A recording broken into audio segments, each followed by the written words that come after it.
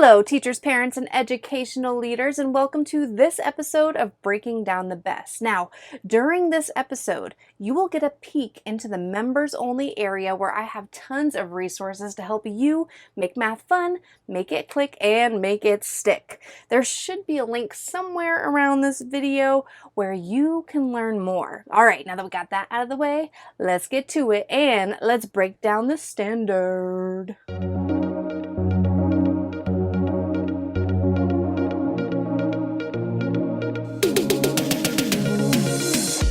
Welcome to Breaking Down the B.E.S.T, a video series dedicated to breaking down Florida's best standards for math. So grab something to write with and maybe even a snack. This looks good. And don't forget to put a smile on your face. There you go. I see you. And let's dive into today's best standard. Hey everyone. My name is Sarah McCarthy and I am super excited that you are joining me as we break down the following standard. All right, today's standard is MA.5.GR.1.2 and the standard says to identify and classify three-dimensional figures into categories based on their defining attributes. Figures will be limited to right pyramids, right prisms, right circular cylinders, right circular cones, and spheres. Okay, so identify means to be able to see the shape and recognize it and be able to label it correctly with the correct name. And sorting them, when we're talking about classification, we're talking about sorting. And another way to write three-dimensional figures is 3D shapes. Now, I'm going to be honest with you and say that once this standard came out, because this is different from the Common Core standards that we had in Florida before, this is brand new. Obviously been a student of 3D shapes, but I've never really taught the different shapes before. So I definitely had to go in and just kind of relearn and make sure that I had it down. I mean, I've heard of cylinders, but not right circular cylinders. They're the same thing. And I've heard of cones, but not right circular cones. So just giving it that little bit of time to study the names is important here, okay? By the way, this document that I'm marking up all over is not something that I created. This is something that the Florida Department of Education releases to the public, thank goodness. That way we all can break them down. We can study them and we can find resources that are strategically aligned to them. Now, my whole mission is to create resources that are strategically aligned to these B.E.S.T standards, which you will have access to with your taking on the B.E.S.T membership, and we will see in the second half of this video. I'll show you. Let's go ahead and carry on though, okay? So benchmark clarifications, it says the defining attributes include the number and shape of the faces, the number and shape of the bases, what it stands on, whether or not there is an apex, like a tipping point, the highest point. Does it have curved or straight edges, or does it have curved or flat, curved surfaces or flat bases? So you can see there's 5 different defining attributes that we'll be looking at. Here it says that there's no direct connection outside of this standard, but we do have some terms that we need to know. And look, they're talking about cones, but again, making sure that you and your students are familiar with a right circular cone. Cylinders include right circular cylinders, knowing what an edge is, knowing what prisms are, pyramids, spheres, and that the vertex is the point right there, okay?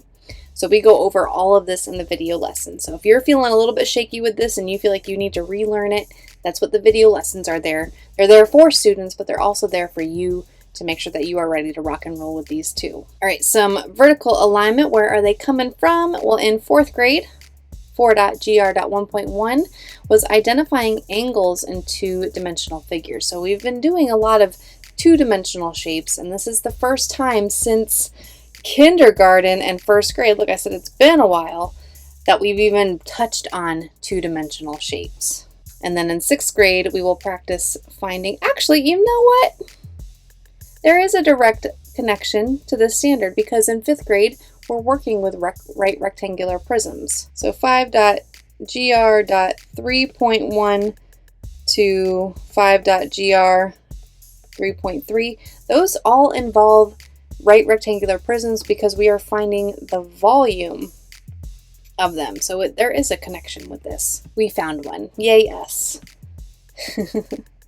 Okay, so, but anyway, in 6th grade, there we have we're practicing with volumes and surface areas using formulas on these three-dimensional shapes.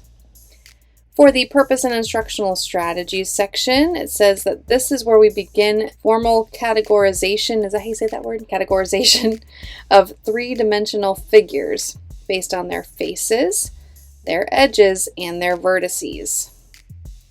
We did identify these shapes in kindergarten and grade 1, and then the work in 5th grade prepares students for more detailed work when we get to 6th grade with surface area and volume. For common misconceptions, it says that students may believe that the orientation of a figure changes the three-dimensional shape. For instance, with a cone, if you have the flat circular part down on the table, the cone, the apex is pointing up right there, right? But if you were to change it around where the cone was pointing down like this, there's still an apex even though that orientation has been shifted. And also I said that correctly identifying them like prisms versus pyramids, that can be a misconception too. Here for this one, I just said that this was so similar that to categorize it. So contains rectangular faces and then may contain a rectangular face. I guess this would mean like more than one versus just one. So I thought that was a little bit similar, but just see how here they're taking the terms, they're taking the three-dimensional shapes and they're having to categorize, place them into the right categories. That's what the standard is all about. And this one says select all the shapes that contain an apex, but you can see here there's no diagram. So students first of all need to know what an apex is, which is the highest point, and then they need to know what a right pyramid is. All of these really, right circular cones, those are the two that would have an apex. The rest of them have a flat plane on the top, not the highest point. Okay, I think that's it for going over the standard. I think it is time now to go ahead and go over what resources are available in your Taking on the Best membership. So here we are at the website. We're going to click Members Enter here. Select Taking on the Best on the left. Select 5th grade. We're going down to the GR strand. So click right here.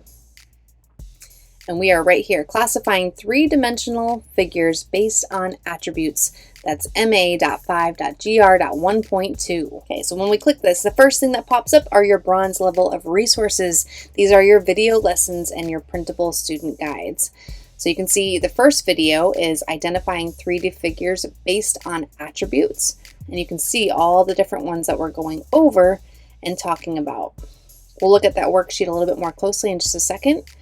And then here we've got classifying 3D figures based on their attributes. So being able to look at the figure and then determine which category they belong to. So again, if you need a refresher, go ahead and watch these video lessons so you know what is the expectation of this standard, okay? Also remember that the whole purpose of these video lessons is to make it fun and to make it click, for students to be able to walk away and go, oh, okay, I understand this. But we're not looking for mastery just with the video lessons. They should be taking down notes, and then if you have something like the Silver Plan, you'll have access to additional practice, and that's where students can start to make it stick, to make sure that they've got it. So click here for your printables. So these are all of your documents together.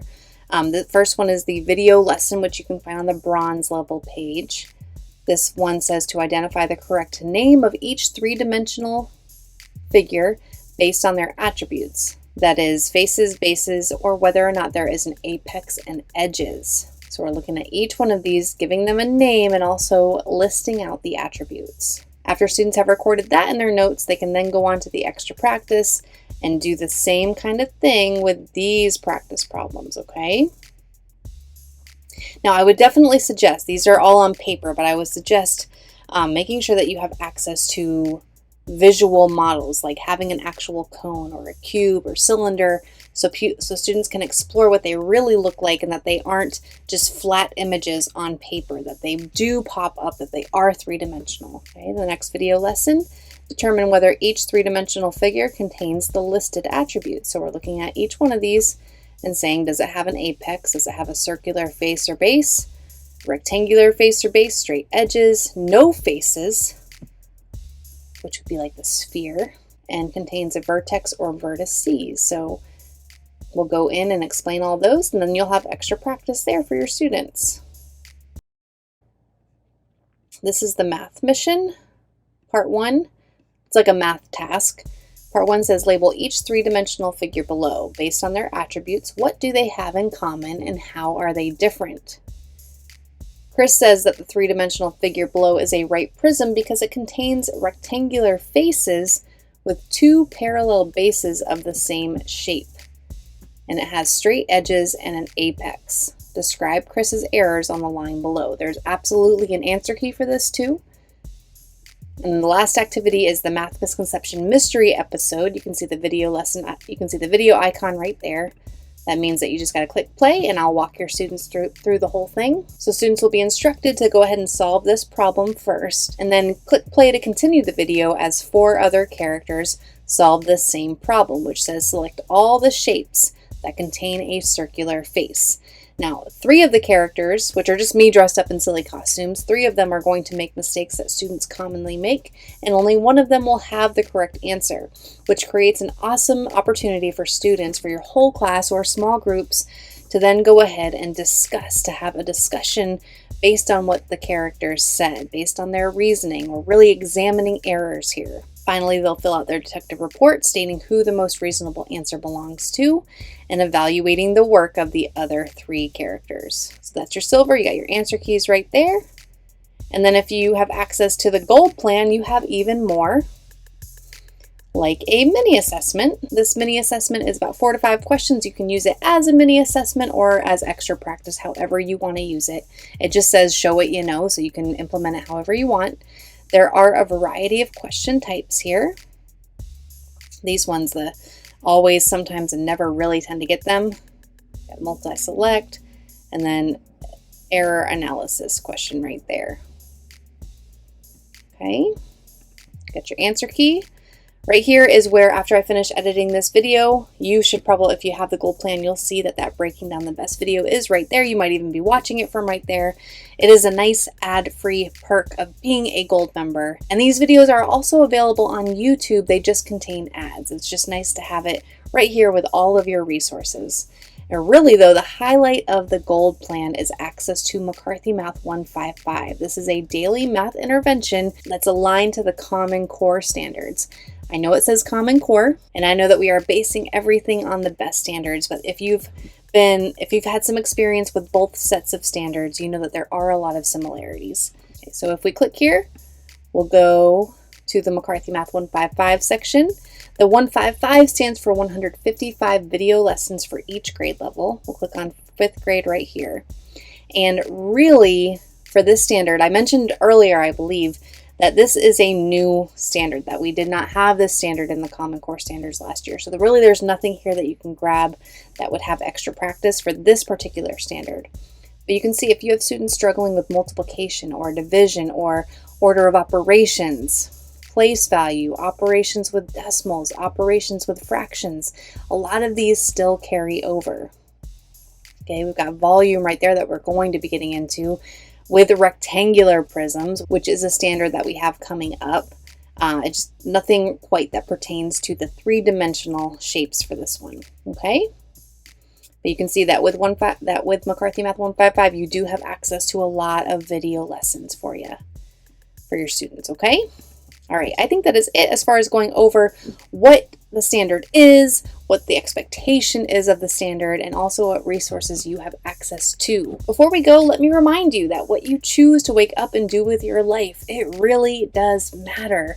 Thank you so much for stepping into the person that you were born to be, leading your students, and showcasing what your best looks like. That way your students can be inspired to do the same. Also, thank you so much for inviting me into your educational space. I love being able to support you and put time back into your pocket, and also support your students as well.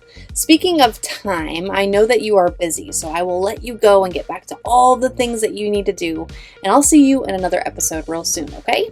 Bye! Okay, so I know that I just said goodbye for now, but I'm gonna ask you to do one more thing, okay? If you enjoyed this episode, please consider sharing it with your teacher friends or other leaders in education. That's how I get to continue doing what I love to do, which of course is supporting you all to the best of my ability. All right, for real now. Bye!